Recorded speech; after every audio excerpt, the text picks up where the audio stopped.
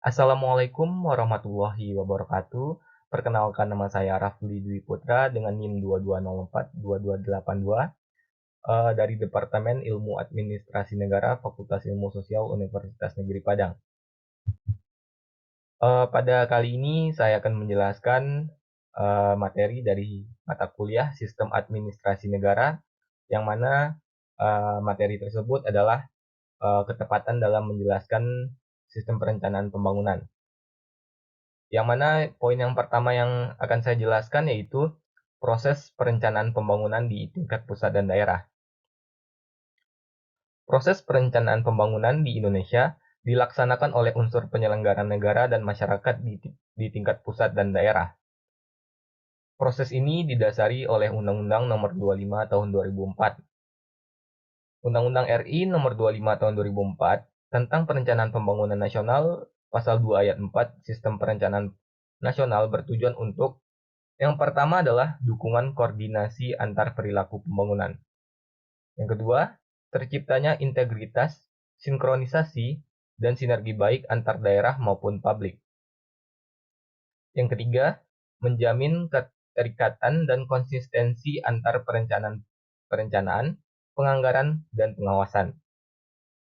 Yang keempat, mengoptimalkan partisipasi masyarakat.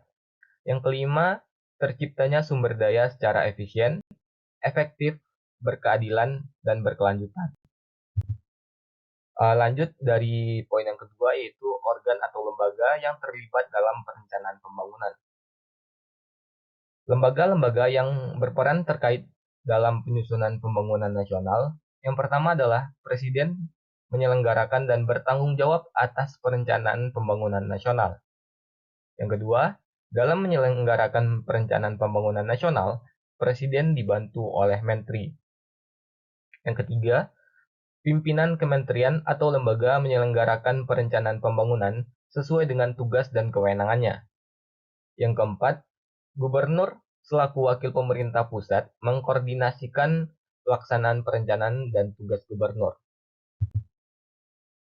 Badan atau lembaga yang terlibat dalam perencanaan pembangunan di Indonesia adalah yang pertama Badan Perencanaan Pembangunan Nasional atau Bappenas. Badan ini bertanggung jawab kepada Presiden dan memiliki tugas melaksanakan tugas pemerintah di bidang perencanaan pembangunan sesuai dengan peraturan perundang-undangan. Yang kedua, Badan Pengawasan Keuangan dan Pembangunan merupakan salah satu lembaga yang terlibat dalam evaluasi dan pengawasan pembangunan infrastruktur nasional. Yang ketiga, Badan Perencanaan Pembangunan Daerah atau Bapeda mempunyai peranan yang sangat penting dalam perencanaan pembangunan daerah karena bertanggung jawab melaksanakan pembangunan daerah sesuai dengan kewenangannya. Lanjut materi yang ketiga yaitu hubungan pemerintah, swasta, dan masyarakat dalam perencanaan pembangunan. Dalam perencanaan pembangunan, kerjasama antar pemerintah, swasta, dan masyarakat mempunyai peranan penting dalam mencapai tujuan pembangunan nasional dan meningkatkan hasil pembangunan. Kerjasama ini hanya terjadi pada tahap implementasi saja, namun juga dimulai pada tahap perencanaan pembangunan. Yang pertama itu adalah pemerintah. Pemerintah daerah dalam perencanaan pembangunan adalah memiliki kewenangan dan kemampuan untuk mengelola, melaksanakan program-program. Yang kedua, swasta. Sektor swasta dinilai dibutuhkan dalam pembangunan nasional. Bahkan perlu ditingkatkan pasalnya pemerintah memiliki keterbatasan dalam membiayai proyek. Yang ketiga, masyarakat. Dalam pembangunan, masyarakat diartikan sebagai ikut sertanya masyarakat dalam pembangunan dan ikut sertanya masyarakat dalam hasil pembangunan. Dan materi yang terakhir adalah mainstreaming sosial dalam pembangunan Indonesia.